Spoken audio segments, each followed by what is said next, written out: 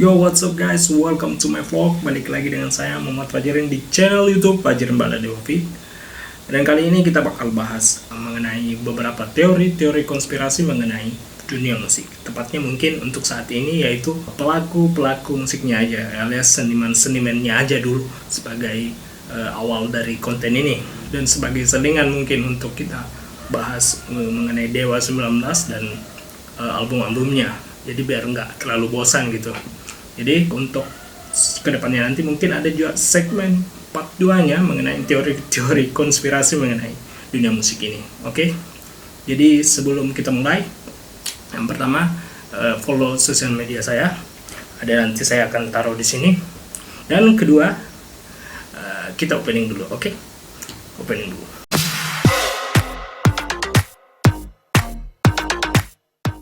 Oke, kita mulai dengan teori konspirasi yang pertama, yaitu teori yang menyatakan bahwa Katy Perry adalah seorang model cilik yang bernama John Bennett Ramsey, yang dulunya ini adalah model cilik yang selalu menjuarai kontes model waktu itu. Dan di sini awal mula ceritanya. Pada tanggal 26 Desember 1996, pagi itu, di Boulder, Colorado, seorang ibu rumah tangga mengaku menemukan surat yang berisi permintaan uang tebusan atas anaknya yang disandra, yang berumur 6 tahun yang bernama John Bennett Ramsey. Surat tersebut entah siapa yang membawa dan ditemukan di dalam tangga di dalam rumah. Kemudian ibu John Bennett ini melaporkan kepada polisi atas kejadian yang menimpa anak perempuannya ini. Setelah pelaporan tersebut kurang dari 8 jam, akhirnya ditemukanlah si John Bennett ini oleh ayahnya sendiri di basement rumah mereka. Di dalam rumah, putrinya ini ditemukan dengan keadaan sudah tidak bernyawa tentunya, dengan posisi tergeletak dengan mulut dilakban dan kabel di sekitaran lehernya. Kemudian setelah ditemukannya jenazah bocah ini, kemudian polisi mulai menggeledah di sekitar rumah John Bennett Ramsey ini. Kemudian ditemukannya sebuah jejak kaki di luar rumahnya tersebut. Kebetulan itu waktu itu bulan Desember, jelas turun salju, jadi kelihatan jejak kaki yang besar, mungkin pemiliknya seorang lelaki. Kemudian ditemukanlah DNA di baju bocah ini, yaitu DNA seorang laki-laki yang diduga sebagai pelaku dari kematian bocah ini. Kemudian dicocokkan DNA-nya itu di database penyidik, namun tidak ada yang sesuai waktu itu. Kemudian kesimpulan sementara dari pihak penyidik yaitu ada seseorang yang mencoba memaksa masuk di rumah John Bennett Ramsey ini. Kemudian keesokan harinya polisi dan penyidik berfokus pada isi surat tebusan dan kertas yang berasal dari rumah itu sendiri. Dan disitulah dipastikan bahwa pelaku memasuki rumah, menulis surat tebusan, kemudian dengan alasan tertentu kemudian membunuh John Bennett Ramsey. Dan hal ini terjadi ketika ketiga anggota keluarga Ramsey ini sedang berada di dalam rumah. Kemudian setelah menyidik isi surat tersebut atas fakta yang sudah tim penyidik rangkum, kemudian tim penyidik dan polisi kemudian mencurigai ayah dan ibu dan saudara laki-laki dari John Bennett Ramsey sebagai pelakunya karena kekurangan bukti atas dugaan sementara waktu itu, yaitu seorang penyusup yang mencoba menerobos masuk ke dalam rumah. Kemudian penyelidikan berlanjut, kemudian melahirkan nama-nama baru seperti Bill, seorang laki-laki tua yang katanya 2 hari sebelum kejadian mampir ke rumah John Bennett ini. Kemudian ada Gary Olive, merupakan tetangga dari keluarga Ramsey ini. Dan kemudian ketiga ada John Mark Karp yang akhirnya mengaku sebagai pelaku kejadian keji tersebut. Namun sayang, pengakuan dari Karp ini hanya kayak hoax doang, tidak sesuai dengan fakta di lapangan, tidak sesuai dengan kejadian yang ada dan dengan ceritanya itu, dan didukung oleh DNA laki-laki yang ditemukan di tempat kejadian tersebut tidak sesuai dengan DNA-nya Karp ini. Dan sampai akhirnya pelaku pembunuhan bocah ini tetap tidak terungkap dan mulailah konspirasi kasus ini. Lalu kemudian di tahun 2008 muncullah sosok penyanyi perempuan dengan lagu I Kiss It, I Care yang katanya adalah wujud John Bennett Ramsey yang sudah dewasa. Kemudian konspirasi ini berawal dari sebuah rekaman yang diupload dari sebuah website pada tahun 2014, tapi baru rame-ramenya beberapa tahun belakangan ini, padahal udah lama kejadian ini di website tersebut, yang berhasil menciptakan spekulasi bahwa John Bennett Ramsey tidak meninggal tetapi tumbuh dewasa, dan kelihatannya membuktikan ada beberapa kemiripan foto-foto John Bennett dan si Katy Perry, terutama mungkin katanya orang di bagian alisnya, saya nggak tahu, tapi katanya orang banyak bilang begitu. Kemudian Dave juga mengatakan kalau orang tua John Bennett dengan sengaja memalsukan kematiannya anaknya ini, sebab para ahli teori mungkin percaya karena dunia akan lebih dikejutkan oleh kematian seorang anak daripada seorang remaja.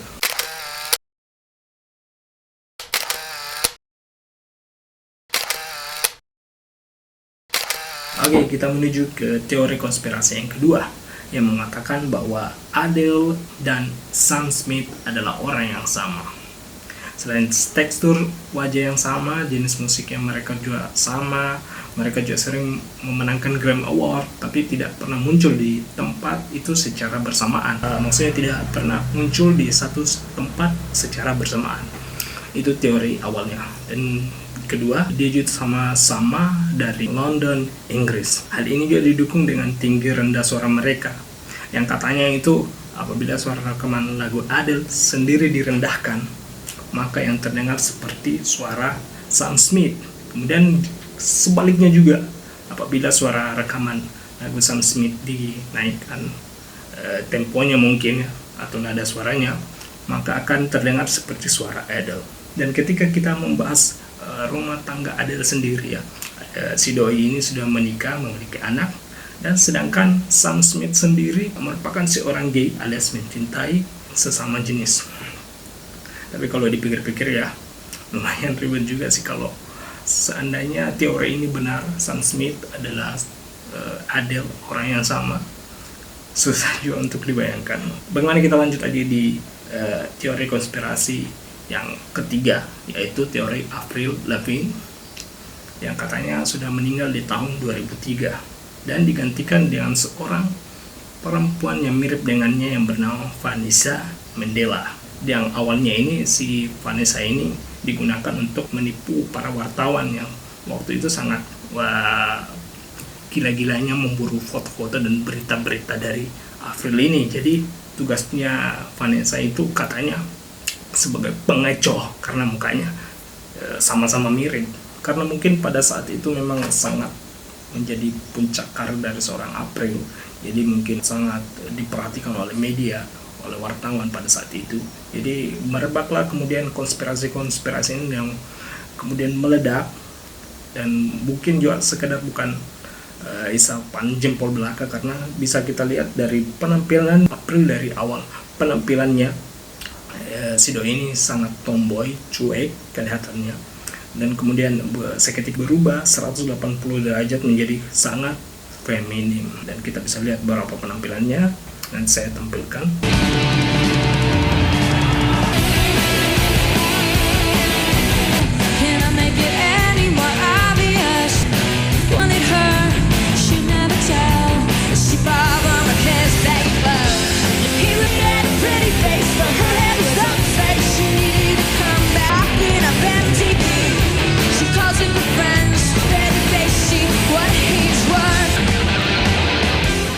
Dan ada juga yang mengatakan kalau tinggi dari Avril sendiri itu berbeda, yang awalnya itu 158 cm dan kini berubah menjadi 155 cm.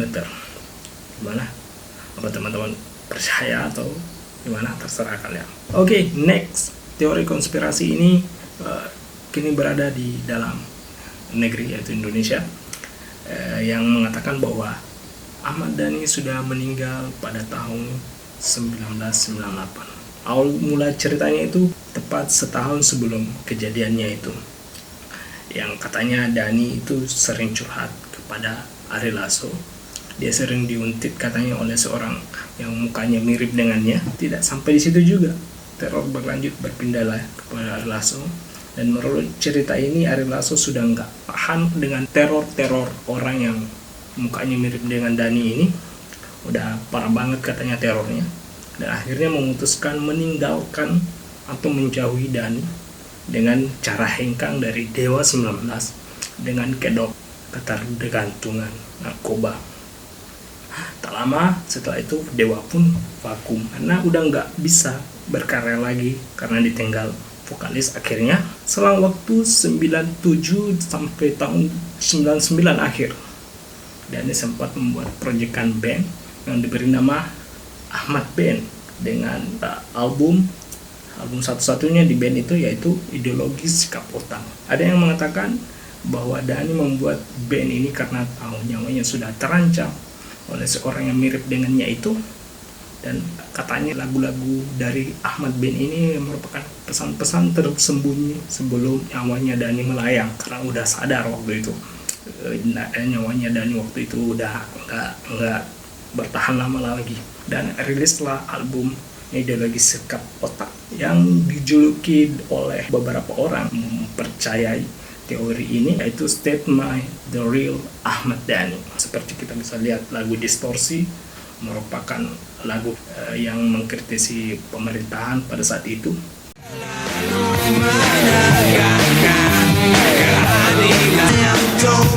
Coba sadarkan penguasa setiap hari mabuk, krisis ekonomi, korup terus, mabuk terus, sayalah negeri.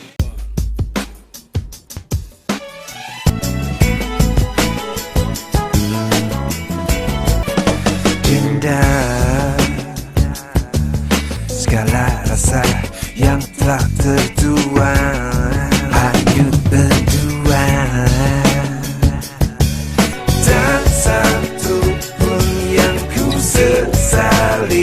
Titik beri yang ada mendewasakan.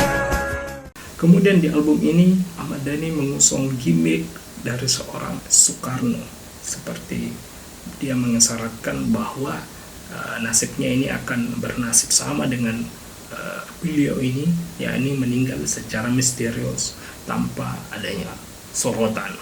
Jadi mungkin seperti itu misteri yang ditinggalkan oleh Ahmad Dhani menurut penganut teori ini. Well, jadi sampai di sini aja video dulu ini. Jangan lupa like, comment, dan subscribe. Semoga ada part 2-nya teori konspirasi di dunia musik. Kemudian jangan lupa follow media sosial saya, nanti saya akan tampilkan lagi. Dan untuk yang pengen komen, jangan ngegas ya, kita bisa selesaikan dan meluruskan pembahasan ini. Bila nggak ada yang sesuai dengan referensi teman-teman, selesaikan dengan baik-baik di kolom komentar. Oke, sampai jumpa di video selanjutnya. Bye.